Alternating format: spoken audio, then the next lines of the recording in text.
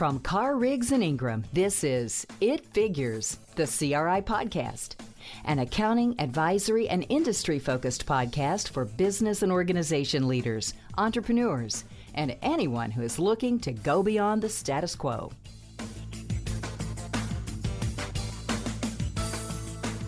Hi, everyone, and welcome to Carr, Riggs, and Ingram's It Figures podcast on CECL, Lessons Learned and Opportunities Ahead.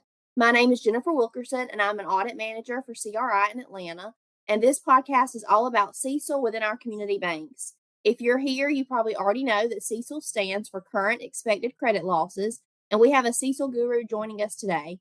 Doug Mims is a partner here at CRI in Atlanta and a financial institution subline leader. Welcome, Doug. Thanks, Jennifer. It's good to be here. So today we're going to discuss some opportunities for improvement that we're seeing in our internal audits and validations. We'll start with policies and procedures and guidance and move through the process, ending with regulatory expectations. Doug, you can take it away from here and start discussing policy.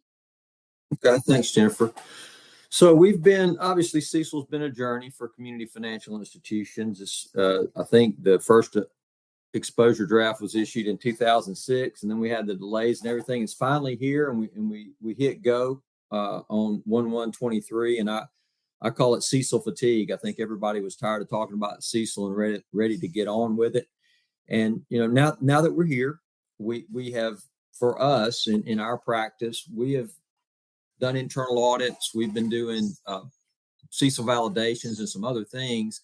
And as part of providing those services, we've kind of seen some areas that, as Jennifer was mentioning, that are lessons learned, if you will, and opportunities to improve, and so maybe some things that we want folks to think about addressing before the regulators come in or before your financial statement auditors come in, those types of things. So from a policy and procedure standpoint, the interagency guidance is pretty clear about what it expects to see in your policies and procedures. There's kind of a bullet point list, and it goes from your rationale for the historical period you're using, when do you use reversion, what was your basis for segmentation, the risk-based segmentation, how do you evaluate loans individually? What triggers that?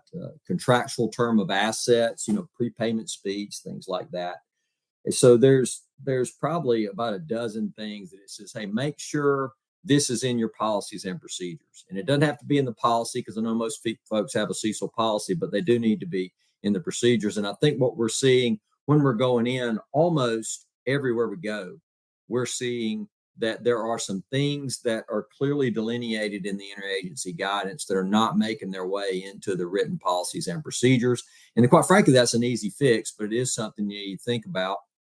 I would expect that from a regulatory perspective, whatever tools they're using, because that's still a work in process, whatever tools they're using for community banks and other community financial institutions, those tools are going to be derived from the interagency guidance. And the ones we have seen, which is the OCC's tools, examination procedures, those are derived directly from the interagency guidance. So we would want you to think about that as you try to tighten up. Again, it could be your policy, it could be your procedures, but they are looking for a documentation exercise there that addresses some of the more pertinent things embedded in CECL. Yeah, so it sounds like documentation is key. Speaking of documentation, the methodology can contain an immense amount of information. So can you dig into it a little further and talk about the key decisions, elections, and assumptions that go into those? Thanks, Jennifer. So good point. So with the models that are being used, and there's really complex models, kind of what I would call a black box, where it's a little more going on, if you will, in the inner workings of the model, versus say maybe some of the spreadsheet-based models that we see that are maybe they're web-based, but they're essentially an automated Excel spreadsheet. That no matter how complex the model or not, there are decisions that are made about how you apply the model. And there's key decisions, there's within the models, there's elections, and there's also key assumptions depending on what methodology you're using. So there's models, there's a variety of vendors, But then there's also within that, what methodology are you using? You're using discounted cash flow, you're using warm, or using some other methodology. And within each of those, there were cycles or iterations where you have made decisions, you have elected things within a certain methodology, and there's key assumptions. And what we're seeing when we're going in the field is probably, I would say, the more complex the model, the more important this is. But we're seeing where these key decisions, elections, and assumptions are not clearly being identified. They're embedded in documents, and they might be embedded in, or they might be just embedded in the model. But the vendor provides certain documents. They might provide policies or written procedures, and say, hey, tailor them to your needs. But if you've got a 40-page document, it's hard to say, hey, I've got a CECL policy that includes all these things. It's embedded in there. And my board of directors dug through 43 pages and pulled out the key decisions, elections, and assumptions. Or my senior executives who I asked to scrutinize this process, who aren't running the model, they've gone through and dug these things out. And I think the answer to that is they haven't and they won't. And so I think it as not probably to some degree as a best practice, but probably just something you really need to do is make sure you've captured those decisions, elections, and assumptions. You've captured them, pulled them out, identified them, and made sure that your documentation around minutes, whether those are board minutes or CECL committee minutes or however you're structured, that those in fact reflect that those items have been clearly documented, and that everyone has had an opportunity to scrutinize them as they would like. Okay, so like you said, making sure those elections and assumptions are understood by management and scrutinized is very important. That's vital. Can you touch on management and the role of governance? Well, it's kind of an overlap here, but the role of governance is addressed in the interagency guidance. And I think it's clear that the responsibility for the sufficiency and accuracy, if you will, of ACLs, the allowance for credit losses, used to be the allowance for loan losses, the ACL, that ultimately rests with the board like everything else does. But I think there's a little bit more structure around what is expected from governance and what is expected from executive management. And we see that this information being reported directly to the board, or the CECL information going to the board. We also see it going to audit committee, which is kind of a logical place. There might be some other logical place. We also see a couple of different things at executive management. What we encourage our clients to do is to develop, either formally or informally, but as an auditor, we'd always go to formal, have a CECL committee that is in place. And while I think everybody has a CECL committee, and it depending on the size of your institution, it might be 3 people, it might be 4, it might be 8, but I think everybody to some degree has a CECL committee, but maybe formalizing that, and maybe even having a charter, but saying, hey, here's what the CECL committee does. This is their role in scrutinizing the ACLs, and then have the kind of the chair or the point person for that CECL committee, then be the person who reports to the audit committee or whatever other committee of the board. But if you look at the interagency guidance, I think it's pretty clear they expect the board to have the opportunity to review and scrutinize ACLs on a quarterly basis. And I think it's more than just having them approve it. And I think you want the minutes of the board or audit committee meetings to reflect that. I'll back up and say one of the best ways to demonstrate their involvement and to actually get their input is to have those key decisions, elections, and assumptions identified, pulled out, reported, and scrutinized, and have it reflected both in the package, the CECL package, the board package, the audit committee package, as well as reflected in the minutes. So again, we're talking about documentation, making sure those minutes reflect the CECL discussions that have happened in board and those other committees. One item that we thought might be going away were qualitative factors. Doug, can you speak on the qualitative factors that are still in play when it comes to CECL?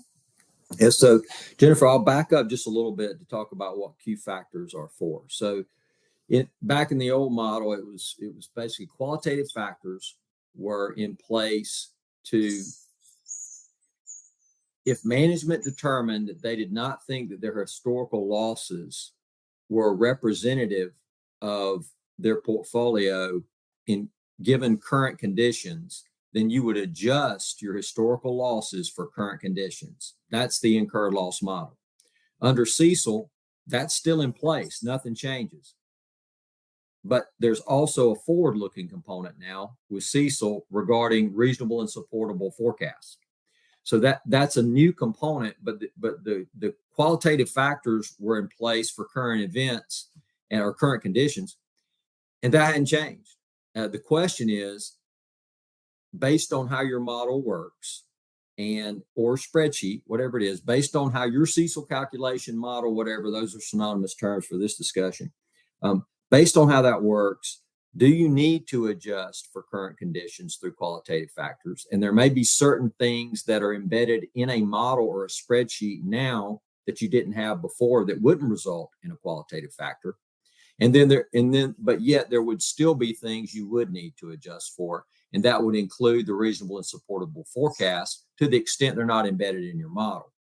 So qualitative factors are still relevant.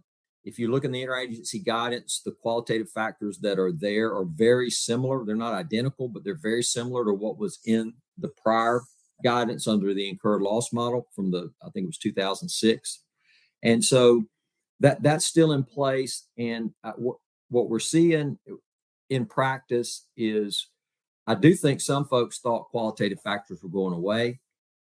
I think some folks have not modified their qualitative factors, even though they've changed their models. So I really, so from a community bank perspective, what you want to make sure of is a qualitative factor adjustment is not required. It may be that a qualitative factor has a zero. That's okay for it not to be. If you think that your model is producing information that represents current conditions and reasonable and supportable forecasts as it relates to a certain line item, you might not have a qualitative adjustment. So that's okay not to have them. On the other side, I would say, if you have a good qualitative infrastructure, if you had at 1/1 or 12/31 of last year, if you think you have a good documentation in place, I don't think you need to discard it, because if it's still relevant given the model you're using, then that would, to me, that's your starting point. You've been relying upon scrutinizing and reporting and so forth, all those Q factors for a number of years, most people for 10 or 15 years, however long it's been.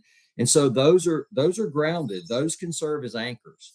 And I think you take your existing Q factors as an anchor, and then you say, okay, what should change given current conditions and reasonable and support and forecast, but also, what does my model do? What does this model do that I didn't use before? Because if you went from a spreadsheet, an incurred loss model spreadsheet, and you went to the discounted cash flow methodology of a certain software, there may be things embedded in there that generate from the numbers in the model, and you don't need to adjust for them qualitatively. But that kind of comes back to understanding the model a little bit. So qualitative factors are still important. The documentation and evaluation of them are still important. They're still relevant. They don't go away, although there could be certain instances when they do. And then I would say also make sure that you understand your model well enough that if it does incorporate something, that you don't then also qualitatively adjust for it and essentially double dip, because then you're reserving for the same factor twice. So that Jennifer, that kind of be Q factors they were a joy when they came out years ago, and they continue to be a joy. But I think that the important thing is don't discard what you've been doing automatically. Make sure you understand what's coming out of the model, how the qualitative factors for current conditions will interplay with that. And then to the extent there's qualitative factors forward looking that you consider, make sure you don't double dip.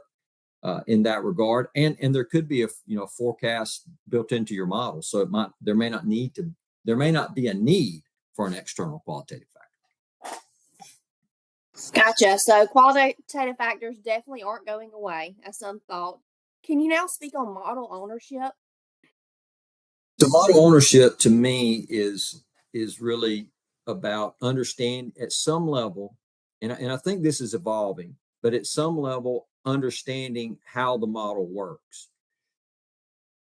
I call it a black box, which might be a bad way of saying it, but it can't be a black box. It can't be, okay, well, we put our information in there and we make sure it's accurate, and then we look at what comes out on the other side, and what happens in between, we have no idea. That's why we bought the model, or we bought the software, or whatever. That, I don't think that's probably where you want to be.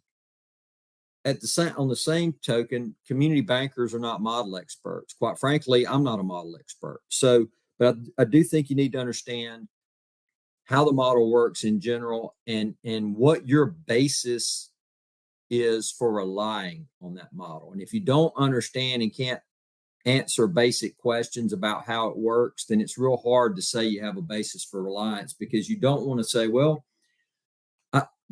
at the end of the day, I think there's a myriad of reasons that you can rely on a model, and part of it is your understanding, and part of it is external parties. But you don't want to just say, hey, it's because of external parties, and we'll kind of talk about that a little bit more. But when I say model ownership, I would say make sure that you maximize the training with your third party. The more complex the model, the more important this is, and I've said that in relation to other areas as well. So the more complex it is, the more training you need, and you may need ongoing training, not just front end, but as you go. And it's a work in process. Everybody understands that, and you just don't want to be in a position where you don't understand your model and you don't have ownership of it sufficient to answer basic questions. Absolutely. So, Doug, you brought up the third-party relationship. What would you expect maybe when it comes to vendor due diligence in relation to those CECL models? Yeah, I may get some may disagree with this, but I think certain vendors might disagree with this. So most of the technology that I see at community banks where they're doing vendor risk assessments, the vendor risk assessment is driven from an operational perspective. And so sometimes when you do a vendor risk assessment, it's more, I'm going to say more operational, maybe regulatory. And so the resulting risk rating might not drive you to do certain due diligence steps on your ACL vendor. And I think, but my point is, you can't stop there. You need to think about whether or not that makes sense. Your ACLs are material. They're relevant to your financial reporting from a financial reporting perspective. In fact, they're material for financial reporting purposes. So you don't want to just stop and say, okay, I don't have to do as much here because this comes out to low risk for operational purposes. Or maybe you need to reevaluate how you answer the questions. But at the end of the day, ACLs and your AC vendor are relevant and they're material, and you need to do more than you would do based on the risk assessment methodology that you've typically employed. And so that would include, to me, Jennifer, that would include things like making sure you get their financials to make sure they're financially sound on an ongoing basis. Make sure that you get certificates of insurance and those types of things in the event something were to happen. Make sure you obtain any third-party audits or evaluations that are done. That could be in a variety of ways. It could be an SOC report that addresses certain things. It could come in the form of a model certification, or it could come in the form of a model validation.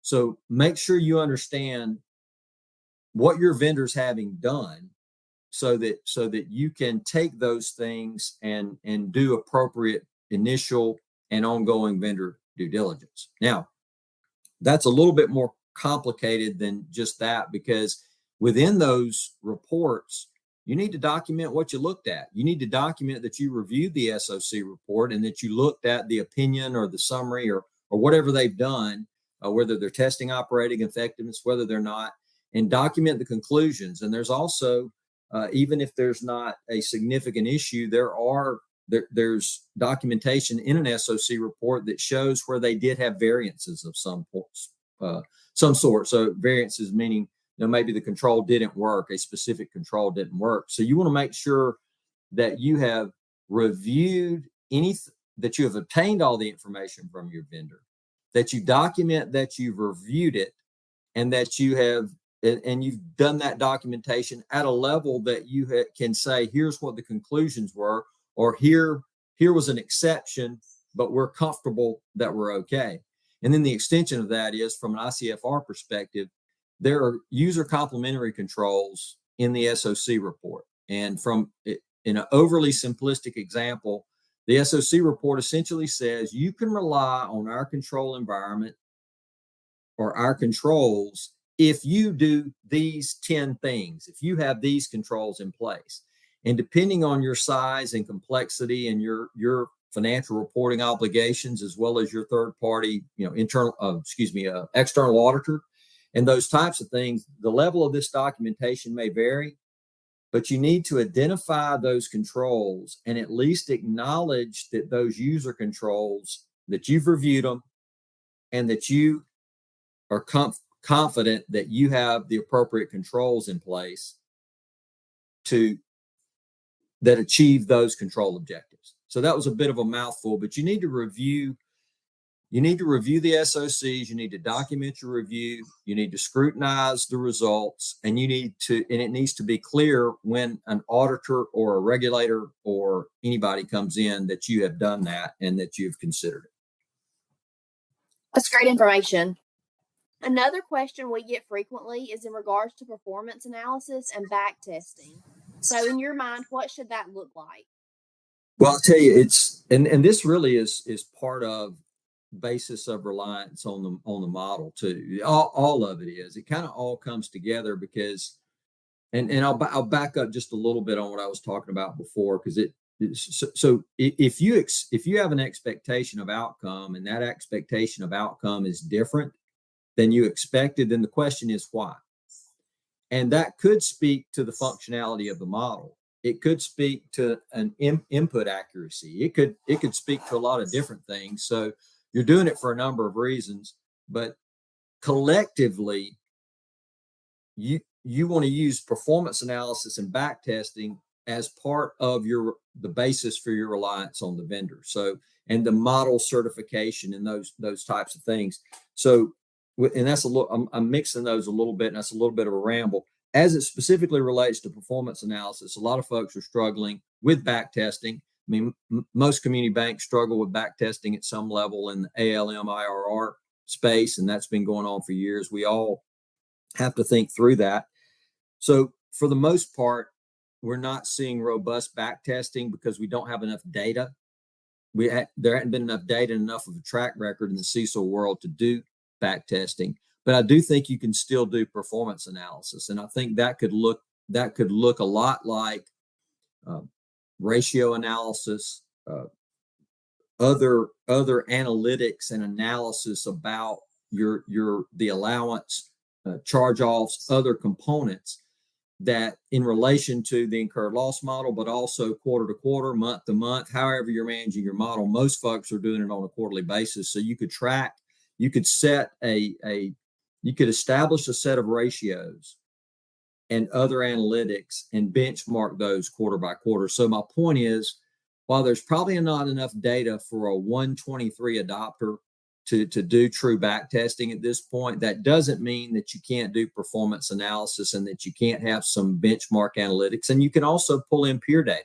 Peer data is available in the banking space, as everybody knows, and you should leverage it when you're evaluating the outcome of your model. I wouldn't just say, well, we can't do back testing yet, so we can't do performance analysis. Performance analysis is clearly discussed in the interagency guidance, and there's an expectation that you will be doing some type of analytics and other analysis to determine if the outcome is consistent with expectation, and if it's not, why. Okay. That leads us into validation. What information can you give us on performing validations? Well, the interagency guidance speaks to validations in a couple of places. And I think my interpretation is there's really two validations that it's looking for. And I will say this, and I always say, validation is a really strong term when you say, well, I validated that, or do we validate this, or whatever. It's a really strong term when you actually read the regulatory guidance on model validation and you read what they say their expectations are. That certainly they expect you to be doing model validations, but the terminology being used is not as stringent and as the term validation. So that's one observation. So there's methodology validation embedded in their interagency guidance, and there's model validation language in there. So I think it's both.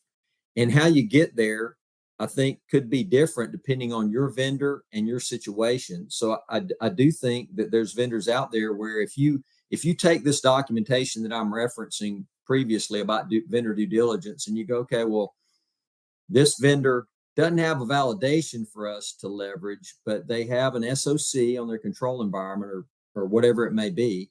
They have an SOC, and they also have a model certification that says they put a widget in there and it came out like it was supposed to. So basically, that the model is designed appropriately for its intended use.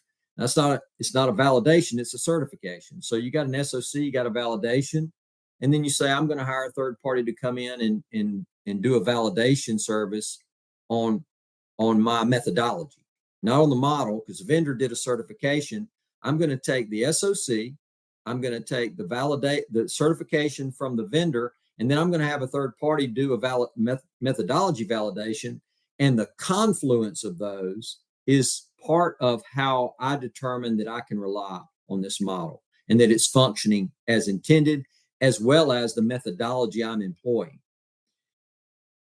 That's an example. My point is, Jennifer, there's a number of ways to get there. And it may be by a validation of the model done by a third party that you engage. It might be by someone else looking at the methodology and you don't call it a validation, but they're doing an audit at some level of your methodology. I think a couple things to point out for community banks, though, is all that needs to be documented, and you need to understand your basis for reliance, which I know I've already mentioned that, but also your financial statement auditor performing an audit of the financial statements is not a CECL methodology or model validation. That does not achieve that objective, if you will. The financial statement auditor is opining upon your financial statements as a whole that are inclusive of your ACLs, and the model produces those. So, but it's not a validation. So, and there certainly is a thought process that your external audit firm, your independent audit firm, cannot do that validation separately either. That it needs to be, if you determine you need to bring someone in to do some procedures around your methodology or your model that's not part of the financial statement audit, it needs to be someone other than your financial statement auditor. Understand. So we covered a lot of information, but what many want to know, the grand finale, is what do the regulators expect? So can you speak on that and what the regulatory approach might be? Well, that's been a question, and in fact, I was a part of a roundtable. It's been, gosh, I don't know, probably 4 years now. I was part of a roundtable here, that include regulatory agencies here in the Atlanta area, and they indicated at that time that that their examiners would be trained on CECL, and they would be trained on CECL from a GAAP perspective, and that they would seek to minimize or eliminate wrap gap differences where we've had to deal with in the incurred loss model, some things that were different from a regulatory perspective than a GAAP perspective. And if you look at the interagency guidance, to their credit, it is pretty much lockstep with the standards. So they didn't create two separate sets of expectations, and so that's good. I would say that because CECL has kind of extended the window, and it took so long for it to actually be adopted and implemented. I think the regulators, and I'll back up just a little bit. I did attend the AICPA banking conference, and really all the chief accountants were there, and they all said the same thing in different ways, which was CECL is a work in process. It's a work in process for us as examiners, and I'm talking about with regard to 123 adopters. It's a work in process for the examiners, and it's a work in process for the community banks and other institutions that they regulate. And so they acknowledge that. So at this point, everything the regulators have said back in the roundtable and all the information that had been produced, and they also did webinars and other things, and I had the joy of watching all those and referencing back to them. In all instances, they have done what they said they would do, and they have not created a separate methodology. But what we don't know is what actually is going to happen in the field. Are they going to come in and have a program that is lockstep with their interagency guidance and be looking for all these things? Are they going to come in and say, okay, is your reserve at 1 1/4? Because that's all we care about. Not that would ever happen, God forbid, but it might. So I think the answer is we don't know. And so the only guidance we have is the interagency guidance. We have the standard, we have the interagency guidance. I think we all need to stay close to the interagency guidance. I think if you are close to the interagency guidance in these key areas that we've just covered, I think you're going to find that you're going to have some positive results coming out of your regulatory examinations. And again, we're speaking about 1/1/23 adopters, and meaning smaller, less complex financial institutions. We're not talking about Bank of America or Wells Fargo or whatever, or even regional institutions. So it is to be determined, but they did give us a roadmap. And so far, I think the regulators have regulated as they said they would. So we'll continue to expect that going forward. Well, thank you, Doug, for chatting with us today. This was great information that will be very helpful to our community banking friends. Do you have any other items that you'd like to touch on before we wrap up? Well, I would just say, anybody listening, if you're curious about any of these points, if you'd like, please reach out to us. I think it's on our website. I think it's CECL@CRICPA.com. If you have any questions, we're happy to help. And it is a work in process, and it takes a village, and we're happy to be part of that village and help both our clients and non-clients. So please reach out. Well, thank you again, Doug, and thank you all for listening in. We hope you gained some valuable information today on CECL. Please listen in on our other It Figures podcast and follow us on social media. If you want more CRI insights or are interested in learning about our firm, please visit our website at CRICPA.com. Thanks for listening to this episode of It Figures, the CRI podcast. You can subscribe to It Figures on iTunes, Spotify, or wherever you prefer to listen to your podcasts. If you liked what you heard today, please leave us a review.